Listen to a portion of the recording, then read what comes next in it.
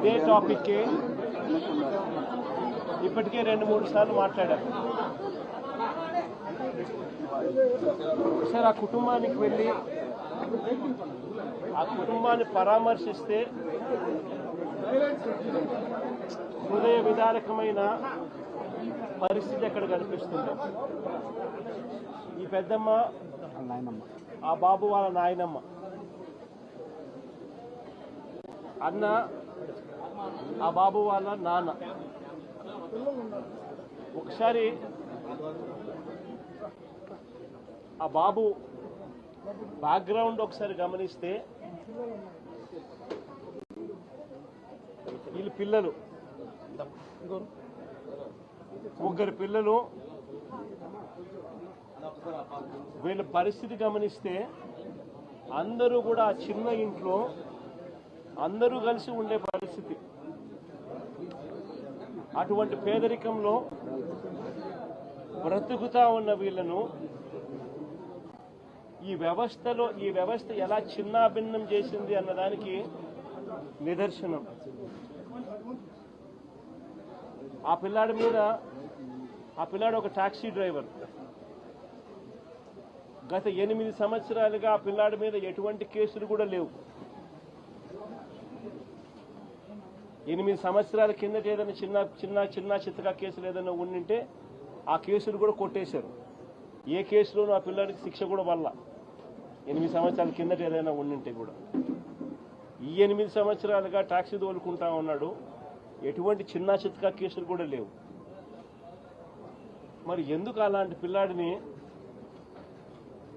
బలవంతంగా పోలీస్ స్టేషన్కు రోజు రమ్మని చెప్పి హెరాస్ చేయడం? గత 3 నెలలుగా ఆ పిల్లాడిని హెరాస్ చేస్తూ, ఆ హెరాస్మెంట్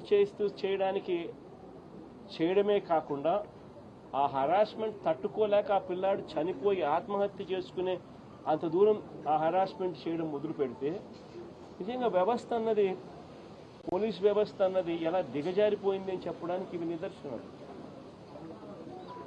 హార్డ్లీ 40 years, 40 ఏళ్ళు కూడా ఆ పిల్లాడికి లేవు. Less than 40 years age. భార్య ఉంది, చిన్న పిల్లలు ఉన్నారు. ఒక చిన్న టాక్సీ డ్రైవరు. ఎందుకు స్టేషన్కి పిలిపిస్తా ఉన్నారు? ఎలాంటి కేసులు కూడా లేవు. కేసులు ఆల్రెడీ పాతవి కొట్టేశారు. చిన్న చిత్కా కేసులు. 8 సంవత్సరానికి ఎటువంటి చిన్న చిత్కా కేసు కూడా లేదు. టాక్సీ తోలుకునే వ్యక్తిని ఎందుకు పిలిపించినారు? 3 నెలలుగా ఆ పిల్లాడు ఇచ్చిన మరణ వాంగ్మూలం అంటే వీడియో రికార్డింగ్ ఒకసారి చూస్తే ఆ పిల్లాడు దాంట్లో మాట్లాడిన మాటలు ఏమిటి? 3 నెలల నుంచి నన్ను రోజు స్టేషన్కి పిలిపించి టార్చర్ చేస్తా ఉన్నారు అని. నాన్న వెంకటేశ్వరరావు అన్న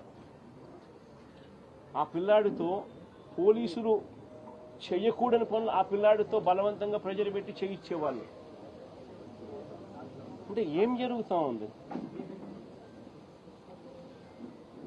ఎంత కూడా రాజధానిలో సోకాల్డ్ క్యాపిటల్, సోకాల్డ్ రాజధాని చంద్రబాబు నాయుడు పక్కన ఉంటాడు. అమరావతి అనేది కాదు మన రాజధాని. సోకాల్డ్ విజయవాడ మన రాజధాని. వాస్తవం చెప్పాలి, అందరం ఇక్కడే ఉంటాం. కళ్ళెదిటే పోలీస్ స్టేషన్, కళ్ళెదిటే సిపి, కళ్ళెదిటే డీజీపీ, కళ్ళెదిటే ముఖ్యమంత్రి, కళ్ళెదిటే home ministers office. Sri Lanka police station వచ్చే పరిధి కూడా డైరెక్ట్గా సిపి పరిధి. ఇన్సిడెంట్ జరిగిన తర్వాత వాళ్ళ నాన్న పోయి ఆ వీడియో కూడా చూపించి, మరణ వాంగ్మూలంతో కూడిన ఈ వీడియోను కూడా చూపించి, నా కొడుకుని దారుణంగా చంపేసినారంటే కూడా సిపికి చూపించిన నో యాక్షన్. ఎందుకు ప్రొటెక్ట్ చేస్తా ఉన్నారు అంటే క్లియర్ కట్గా రాజధానిలో ఒక రాకెట్ నడుపుతా ఉన్నారు.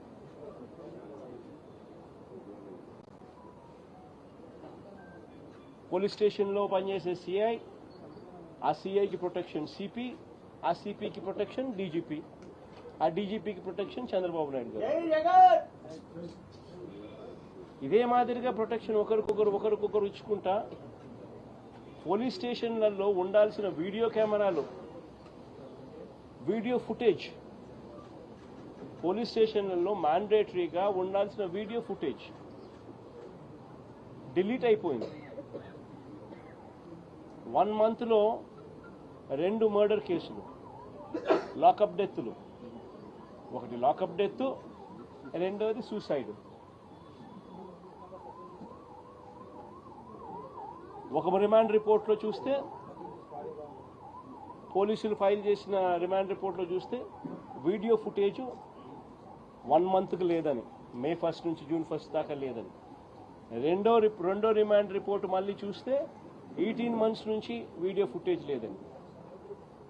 మరి వీడియో ఫుటేజ్ డిలీట్ చేస్తే వీళ్ళు ఎవరంటే వాళ్ళు ఎప్పుడు కావాలంటే అప్పుడు డిలీట్ చేయొచ్చా?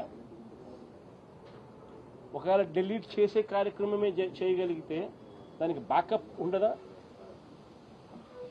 వాళ్ళ బ్యాకప్, వాళ్ళ సెంట్రలైజ్డ్ ఆఫీసెస్లో బ్యాకప్ ఉండదా వీడియో ఫుటేజ్? సో ఒక పద్ధతి ప్రకారము స్టేషన్లలో ఇల్లీగల్ యాక్టివిటీస్ చేస్తూ ఉన్నారు, కొడతా ఉన్నారు, చంపుతా ఉన్నారు, వీడియో ఫుటేజ్ అనేది తీసేసినారు. కంప్లైంట్లు ఇస్తే కంప్లైంట్ చెత్తబుట్టలో పడేస్తా ఉన్నారు. అంటే ఒక పద్ధతి ప్రకారం జరుగుతూ ఉన్నా కనీసం ఇంతవరకు కేసు రిజిస్టర్ చేయాల. It is actually an SC/ST case register చేయాల్సింది. మరణ వాంగ్మూలం తాను ఇచ్చింది, కేసు రిజిస్టర్ చేయాల. వాళ్ళ కుటుంబానికి ఏం పరిష్కారం చెప్తా ఉన్నాం? అన్ని రకాలుగా అన్నకు తోడుగా పార్టీ ఖచ్చితంగా నిలబడుతుంది. అన్ని రకాలుగా కూడా ఈ కేసుకు సంబంధించి లీగల్ ఎయిడ్ దగ్గర నుంచి మొదలు పెడితే అన్ని రకాలుగా కూడా తోడుగా ఈ కుటుంబానికి ఉంటాం. ఖచ్చితంగా న్యాయం జరిగే దిశగా కోర్టుల మీద ఖచ్చితంగా ఒత్తిడి కూడా తీసుకొచ్చే కార్యక్రమం కూడా ఖచ్చితంగా చేస్తాం. జై జగన్, జై జగన్, జై జగన్, జై జగన్, జై జగన్.